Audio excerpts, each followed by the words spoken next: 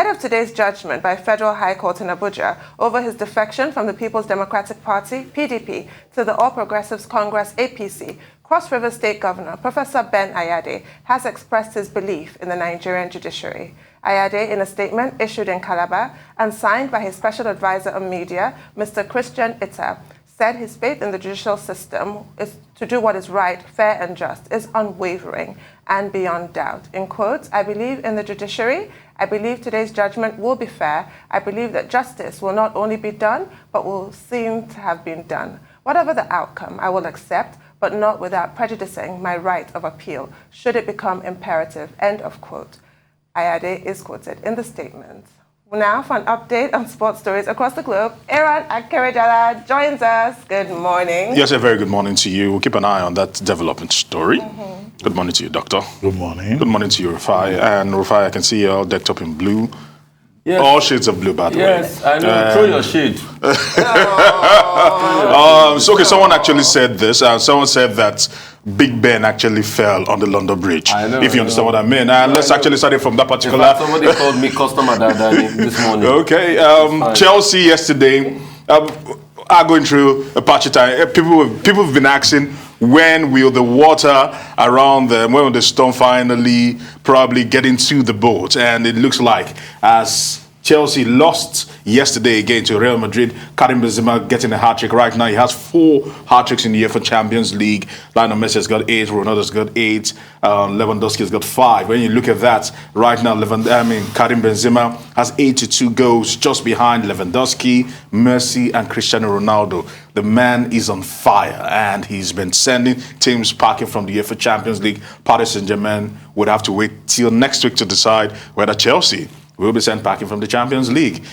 What an outing for him, but Real Madrid will have to wait till next week. Let's see how things play out next week, Tuesday. But in the meantime, there was also a giant killing happening in Spain. Villarreal Yellow Submarines also on the day. Who would have ever thought that they would put the Bavarians to the sword and actually get a famous victory? 1-0 was how we actually ended. Dan Juma getting the only goal in the game. They huffed and puffed, talking about Bayern Munich, but could not produce the goods at the final third of the pitch. So as it stands right now, Villarreal take the advantage to the Alliance Arena next week. Let's see if they can actually hold on. Unai Emery has literally been waxing strong with his Villarreal side. So you look at the quarter-final first leg, Manchester City beating Atletico Madrid, Benfica losing to Liverpool, Chelsea also losing to Real Madrid, Villarreal beating Bayern Munich 1-0. So at the moment, Villarreal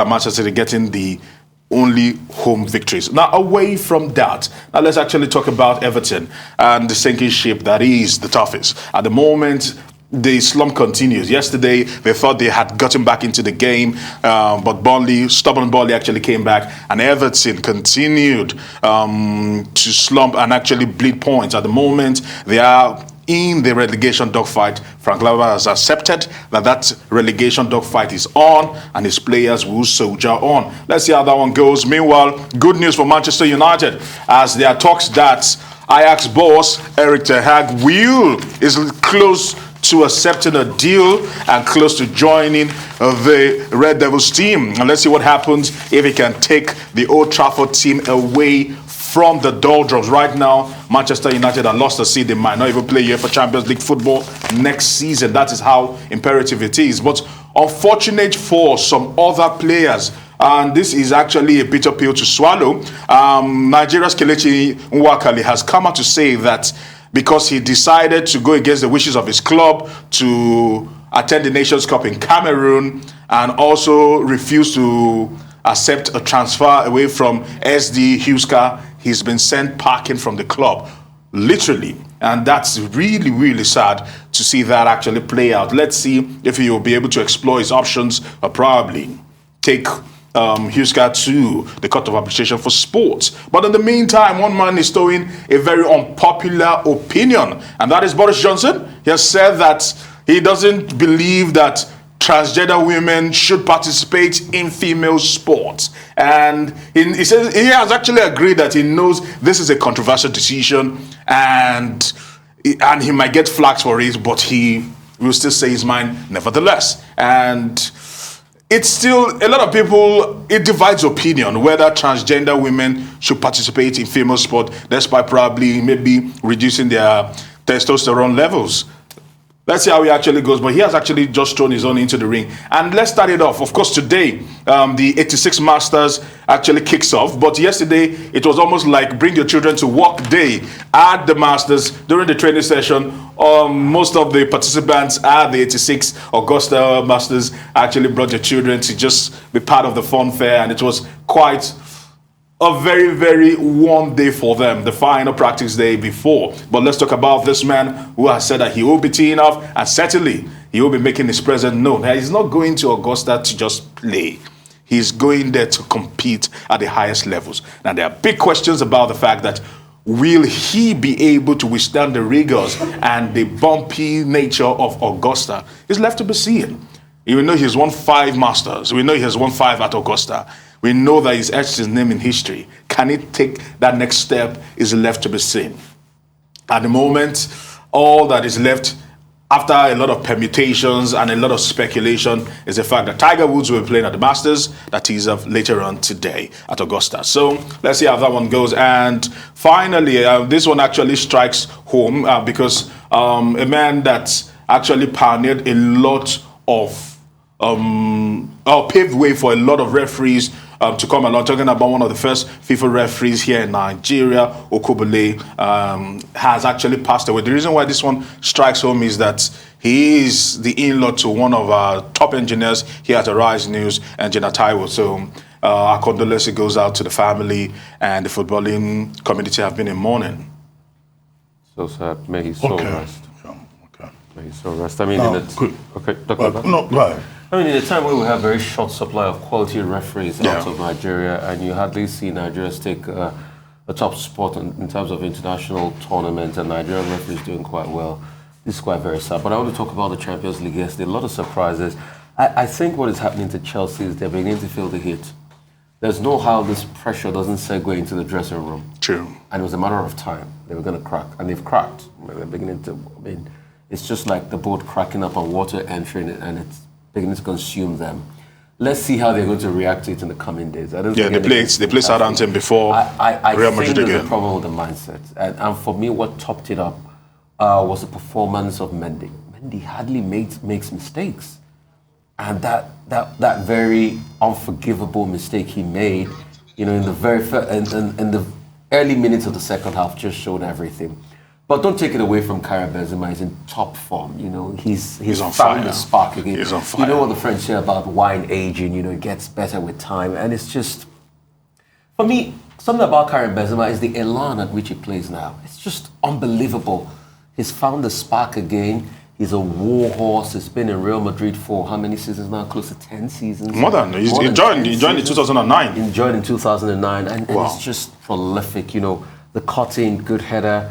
And they're trying to hold their own against Villarreal. Let's see how that pans out, because that's going to be a dicey time. Yeah, it's true. But I know the Bavarians will come out smoking.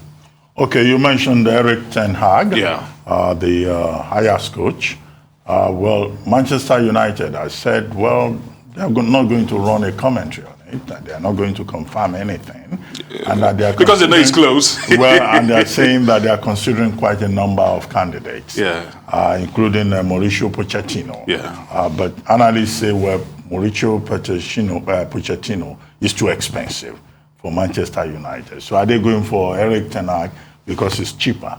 1.7 million pounds. Probably, because as opposed to about getting him out of his contract at Ajax is very cheap. It's easier. Yes. It's much easier than going for Pochettino. Yes. Whose asking price is about 15 million pounds. But the club has not confirmed anything yet. Yeah. I wanted you to comment on 2 things. One, the battle of the victors. Victor Ekpeba and Victor Osimhen.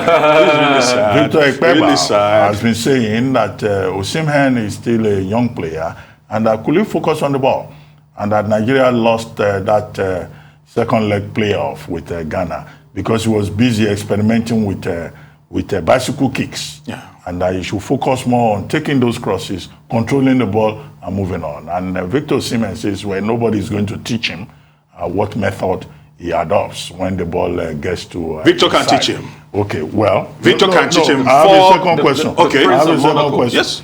The second question is the Executive Committee of the Nigerian Football Federation. Yeah. That committee now says recommendations should be made as to who should be the next coach of the Super Eagles, who should be the next coach of the Golden Eagles, who should be the next coach of the Flying Eagles. Yeah. You know, and also the home-based Eagles. Yes. Well, I hope those ones are not chickens yet who are trying to fly. Well, so, I mean, what's the latest? You are very close to the subject. So are we going to take foreign coaches or indigenous coaches? And will any member of the technical crew that have been displaced come back?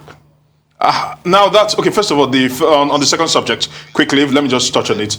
That is difficult because they were assembling a good bunch behind whoever was going to lead the line. That was because you had Aloy Ago, you had Joseph Yobo, you had Salisu Yusuf, and you look at all that, and Emmanuel Amunike also. Look at all that. These are all very, very talented individuals. Washing them completely away will be a big loss to Nigerian football, if you'd ask me, because they will have to start all over again. And I'm hoping that probably let's try a foreign coach just for change, or probably give the job to Emmanuel Amunike, who seems to be the most qualified amongst all those people. And finally, quickly, just on that particular subject about Ikpeba. Ikpeba has won the Africa Football of the Year. Victor Osimhen hasn't even scratched close to that. If Ikpeba tells him, said, 20-something. Probably, but at the same time also, if you earn quite a lot, you would always have something to say. He's a very emotional guy. I know Victor Osimhen, he always likes to react. But Ikpeba has the right to tell him what to do. Because everybody who knows football, who watches football, criticized Victor Osimhen because he had the opportunity to just probably bring the ball down, hold the ball, caress the ball if he wanted to, and bury the ball. But he wanted to go for the spectacular. And look at where Nigeria are right now. And I think Osimhen should hold it. I mean, him going to put up a message and say, Adie Fufu More Lagba. That was bad. Anyway, thank you very much, It was a pleasure, sir. Aaron.